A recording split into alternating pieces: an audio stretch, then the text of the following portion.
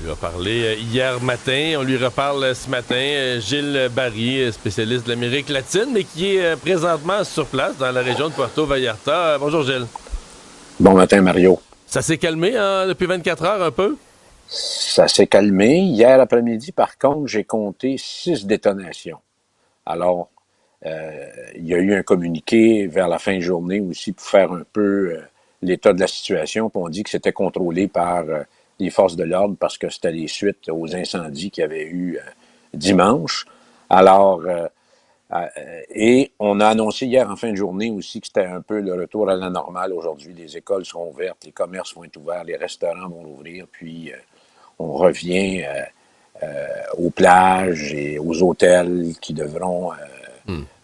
ouvrir leur activité normale et leur Et les vols service reprennent, habituel. les vols reprennent à l'aéroport. Ça, Oui, c'est un côté rassurant. oui, Même si ah on oui, veut revenir ou pas revenir, mais de savoir que si on veut revenir, il y a des vols, il y a un côté rassurant.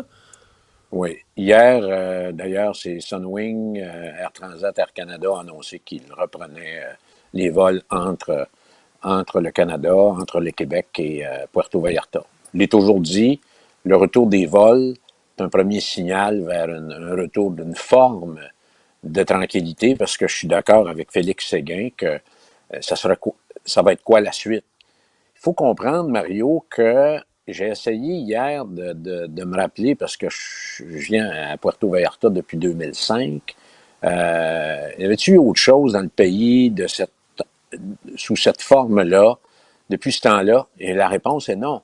Donc, c'est un tremblement de terre qu'il y a eu, là. Il y a plein de fissures, il y a plein de craques partout. Alors, ça pose des grandes questions, des questions de fond sur la suite des choses. Au Mexique, mais particulièrement ici sur la Costa Alegre, Riviera Nayarit. Alors, questionnement sur la sécurité des gens pour les prochaines semaines, pour les prochains mois, parce que c'est clair qu'il va y avoir une contre-offensive des cartels, j'en suis convaincu. Quand, à quel moment, ça, je ne le sais pas. Mais ça demeure quand même un problème qui est latent. On sait que ce problème-là n'a pas été pris de front par l'ancien président López Obrador. Il a laissé plutôt les cartels s'organiser, monter en puissance. On l'a vu par la libération du fils euh, d'El Chapo, Chapito, qui a été capturé par les forces d'Obrador, mais qui, quelques semaines après, a été libéré. Alors, ça Oui, marque mais quand Gilles, même... on nous décrit qu'il a été libéré dans une espèce de négociation pour oui, calmer le pays. Tu oui, sais, on regarde ça, nous autres ici, on dit, waouh, OK, quand t'es rendu que tu négocies avec les bandits, puis tu dis, OK, on va leur libérer parce que là, ça ouf, là, ça fait baisser la tension, puis les activités régulières peuvent reprendre dans le pays. C'est quelque chose, là. Mario, il y a deux issues à tout ça.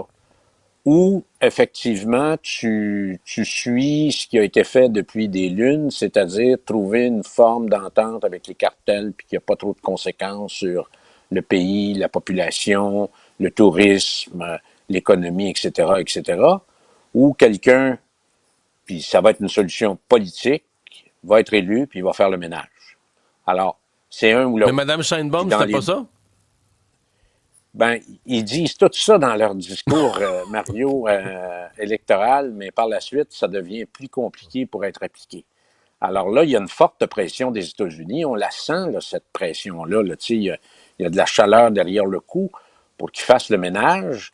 Alors, et la capture du chef du cartel de Jalisco n'est pas quelque chose de banal. Là. C'est quand même très, très, très majeur. C'est du lourd. C'est important. Là, il va y avoir une guerre de succession. Mais moi, ma question, c'est quels vont être les impacts à moyen et long terme sur l'industrie touristique? Parce qu'hier, j'ai eu le réflexe d'appeler mon agent de voyage, puis elle me dit que beaucoup de monde décommande, annule leur Mais, voyage qui était prévu au Mexique, que ce soit sur la côte à Cancun ou autre, pour les ouais. prochaines semaines. Mais Alors, il va y Gilles, avoir un impact. je sais pas si tu as vu ce matin Oui, dans le National Post là-dessus. ils reprennent les destinations une par une. Bon, on veut plus aller en Floride parce que là, il y a bien du monde qui aime plus Trump et tout ça. Cuba, on oublie ça, il n'y a même plus de vol. C'est complètement fermé comme destination touristique. Le Mexique, on vient d'en parler dans les dernières minutes. Eux autres, ils ajoutent qu'au cours des dernières semaines, sans que ça fasse la grosse nouvelle au Canada, il y a eu vraiment des nouveaux avertissements là, d'Affaires mondiales Canada sur la Jamaïque, sur Turks and Caicos, les îles turquoises, sur les Bahamas pour une augmentation des crimes violents, des crimes de rue, etc. Tu te dis, ouais, c'est de plus en plus compliqué d'aller dans le sud pour ceux qui aiment le soleil. C'est sûr, ça sera peut-être plus de skidoo, puis plus de ski alpin, plus de raquettes, plus de ski Mario. Ben, je pense qu'on a vécu des moments de tranquillité, mais comme je l'ai dit, il y a beaucoup de questions qui vont s'imposer. Il faut laisser retomber la poussière. Mais ici, c'est clair que maintenant, dans la région de Puerto Vallarta, il y a une fracture qui, écoutez, c'était une zone de guerre dimanche, là. C'était une zone de guerre. Alors, mais je pose une question. Ça sera pas oui. Une question naïve, niaisée. Tu as dit tout à l'heure, si un chef de gouvernement décidait de prendre les choses en main et de faire le ménage, moi, ce que je vois, d'abord, je pense que les gens connaissent des resorts au Mexique. Je pense que les Québécois, les Canadiens connaissent pas le Mexique. C'est un pays extraordinaire. C'est un pays, on dit, mettons, en 2050, ça va être entre la 7, 8, 9e puissance économique mondiale. Oui, avec une géographie exactement. Extraordinaire, du beau... Mettons que tu règles la question sécuritaire, là. Moi, je pense que tu vas avoir des Canadiens qui vont acheter des maisons, une prospérité. Tu sais, il y aurait des opportunités économiques. Mon point, c'est que si tu réglais ça, tu disais, écoute, ici, là, la police n'est pas corrompue, c'est un pays stable, c'est un pays sûr. Surtout que ce que les États-Unis viennent nous faire, ça serait... Tu sais, il y aurait un boom pour le Mexique à tout point de vue. Est-ce qu'à un moment donné, ce fait-là va prendre le dessus? Je sais que les cartels sont forts, mais à un moment donné, tu peux dire, les cartels, ils nous font perdre d'autres choses aussi, tu sais.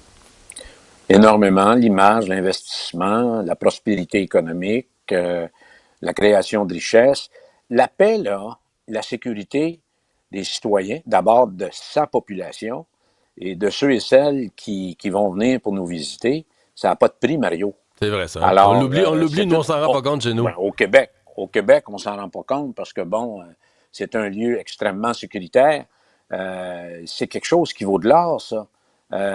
Moi, j'ai rencontré au fil des années des industriels latino-américains qui étaient venus à Montréal parce qu'il y avait des problèmes dans leur pays et ils ont fait le choix de venir demeurer au Québec. Alors, pourquoi? Parce qu'il y avait beau avoir ramassé une fortune, il n'y avait pas la paix d'esprit et la tranquillité pour leur famille, pour leurs semblables, pour eux-mêmes, dans leur propre pays. Alors, le Mexique, c'est malheureusement un pays, il faut le dire, dangereux. Et ce qui s'est passé dimanche va avoir des répercussions importantes sur leur économie, l'industrie touristique, qui est très importante pour le pays, et les Québécois, moi-même et tout le monde auront des questions à se poser, à se questionner sur la suite des choses. Moi, je vais vous poser une question, Mario. Est-ce que l'année prochaine, tu viendrais passer des vacances à Vallarta? Je sais pas. Mais moi, j'haïs le trouble. C'est sûr, tu sais, c'est... Parce que moi, mettons, là, comment je te dirais ça? Moi, je suis en vacances, là. Je veux pas regarder par-dessus mon épaule. Je déteste ça, là. Tous les lieux non sécuritaires. Parce que c'est le principe de dire, tu veux relaxer, tu veux lire, tu veux prendre un petit verre de vin. La dernière affaire que tu veux, là, tu sais, c'est de dire, le petit chemin qu'il faut que je marche, me rende au restaurant, je regarde, puis je tiens mon sac, puis je m'attache en double, puis je m'incadenasse ma ceinture de culotte. Tu comprends? Tu veux pas ça, là, tu sais... Bonne réponse. Hein? Merci. Pour 2 semaines. Ouais, OK, ça. bonne journée. Hey, salut. Bye-bye.